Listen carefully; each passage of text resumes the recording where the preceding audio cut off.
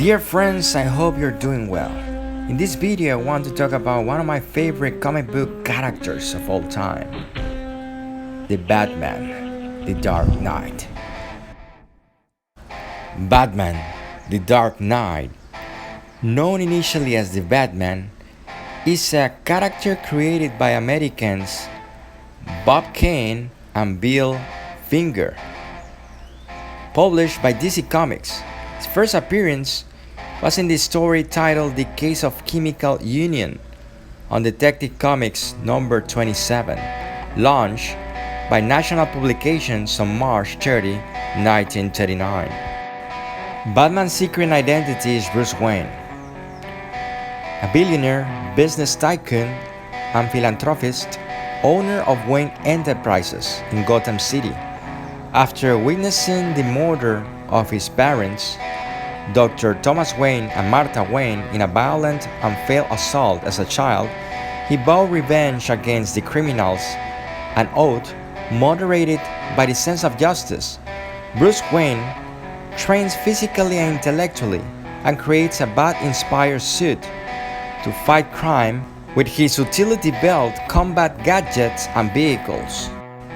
Since I was very young, Batman was always one of the characters that most attracted me. Unlike the rest of the characters, this superhero had no superpowers. Any of us could be Batman. While he has money and relies on vehicles and artifacts, it is through his intellect, his physical ability, and his fist that he confronts his enemies, always following a moral code where he does not murder criminals and does not use firearms. In a world of comics where criminals are increasingly using more complex and lethal weapons and even have powers over humans, facing them according to those rules and with those characteristics are nothing less than suicide. But who hides behind this hero? Who is behind this character? Bear with me because I will tell you my opinion and what I think about the Batman. As a collector of action figures, if you came to see my collection, you will notice that I am a Batman fan. I own vehicles, action figures, etc. As I mentioned, from a very young age, I'm a fan of this character. Also, when I was a teenager, I bought many Batman comics, including the Nightfall plot, where Batman is immobilized by Bane and replaced by Azrael, among others. I have action figures from Superpowers line, comics, and movies as well. Batman is an interesting character, but to understand it better, we must return to his origins, where Batman is born. For those of us who are familiar with the character, we could say that Batman is not born when he puts on his costume for the first time. On the contrary, he does it on the alley, where both of his parents were killed in front of him being a child. Perhaps this event can be seen as a significant event to shaping the characterization of this character and give him some motivation in his pursuit, but going deeper into his fact, we come across something that may be deeper in meaning. No stage is more intense, wonderful, and vulnerable at the same time than our childhood. These are early experiences that forever will mark not only our direction of our life, but also the vision we have of it.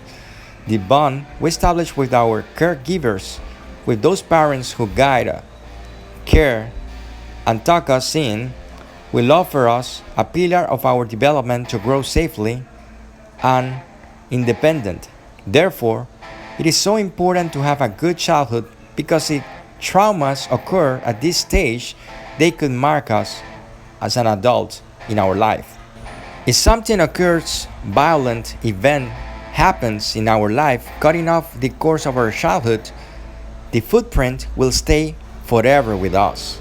Psychiatrists call this situation early stress. These are facts caused by physical or emotional trauma that will greatly alter the direction of our development and our maturity. The wound is going to be in our brain. That severe spike of stress and suffering leaves injury. So in adulthood, we have higher risks of developing some serious effects. This emotional shock for the young man who is extremely vulnerable to a traumatic event changes them for life. But how much impact did it have?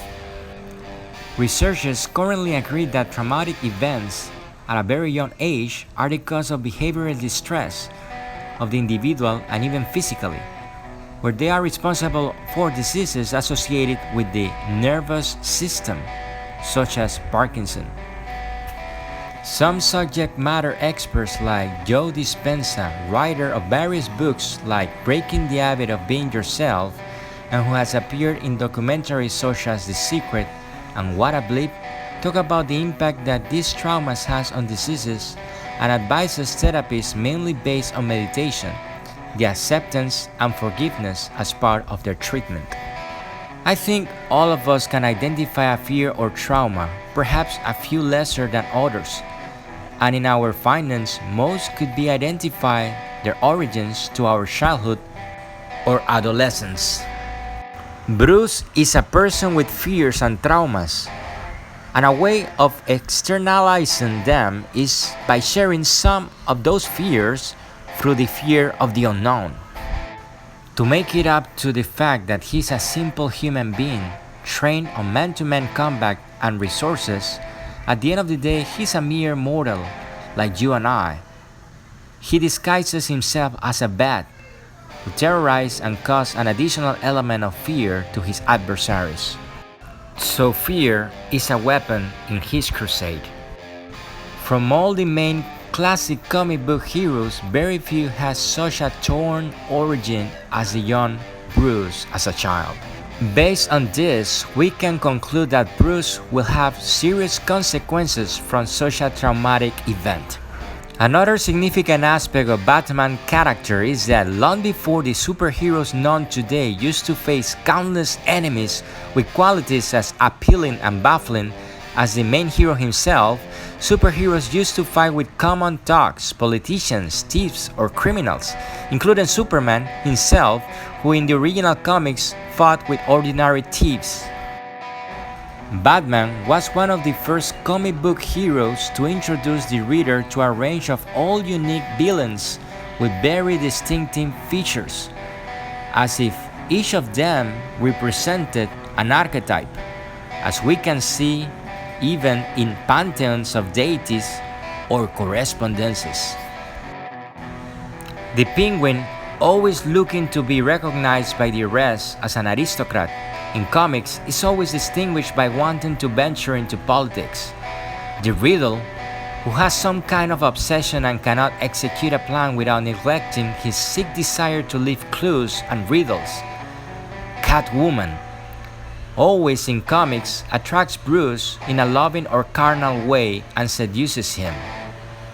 And the Joker, well, of him we will talk later. He's the cherry of the cake. In relation to his moral code, Batman, despite having a number of opportunities to end the life of any of these enemies, he does not. He doesn't believe in the use of firearms or in killing any of them, no matter how terrible their actions are. This takes me to another important point about the interaction of Batman and his enemies, because by analyzing them, we see that each of them represent in some way aspects of an individual's mind and personality. The Penguin represents vanity, the Riddle, obsession, Catwoman, lust, to give some examples.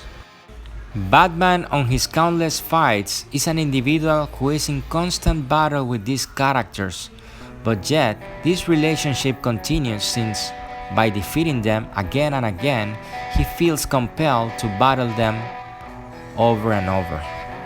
In magic, there are rituals elaborated to remove addictions and bad habits of people, by which techniques known as exorcisms are used. They are similar to invocations made by Goetia practitioners.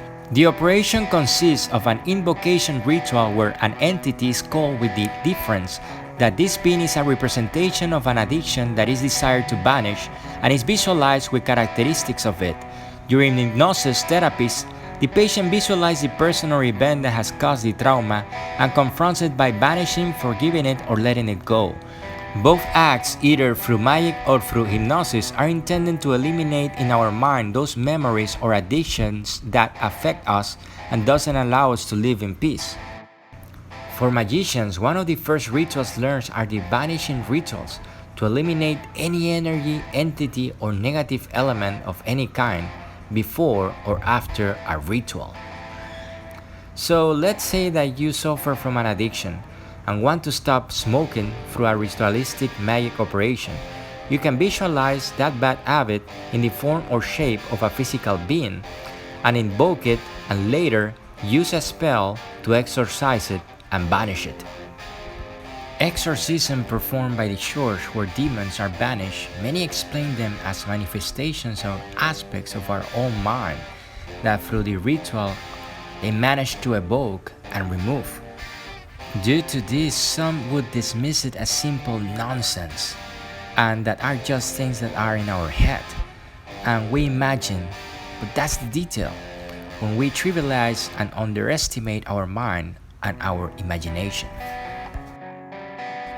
Batman somehow on his battles confronts his own demons and again banishes them from his own mind in an endless battle where it is impossible for him to definitely stop these aspects of his own personality.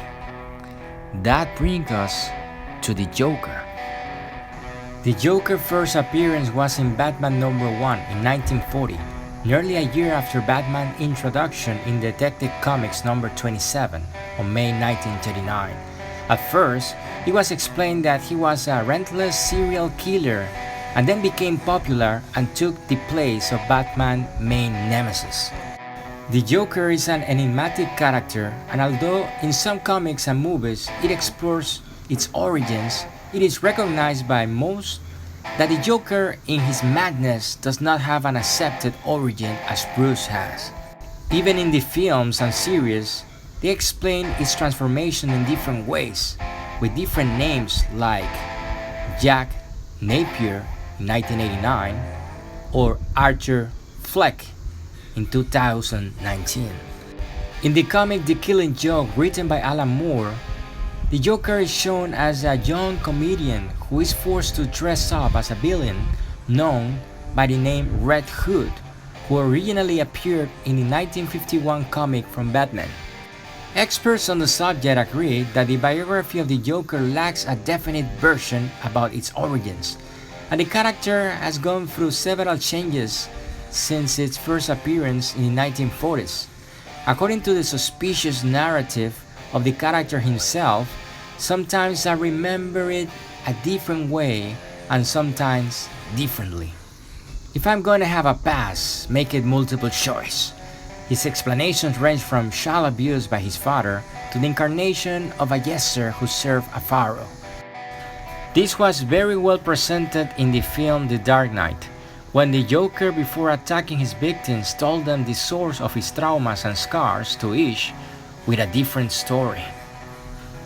But then, as we explained, Batman is a guy without any superpower that makes him different except for having money and fighting skills, who unlike Iron Man does not possess an armor to protect him or give him superhuman powers like flying. But nevertheless, he gets into the fist fights with his opponents, and it's amazing how this hero can continue through the streets fighting with dangerous criminals and is still alive.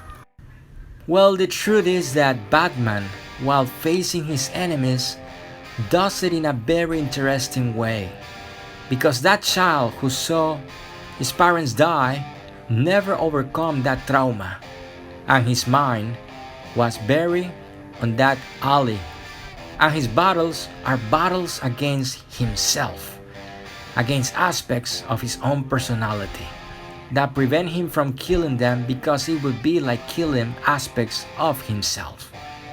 And the Joker, the clown, the symbol of madness, the one who he cannot kill, is Bruce, the same Bruce Wayne who represents the archetype of madness. that has produced him such misfortune and who he must live with until his end. Both are part of the same coin. One depends on the other and vice versa. The Batman, living his own reality, his own world, his own enemy and demons. The Dark Knight, in a constant struggle with himself to the end.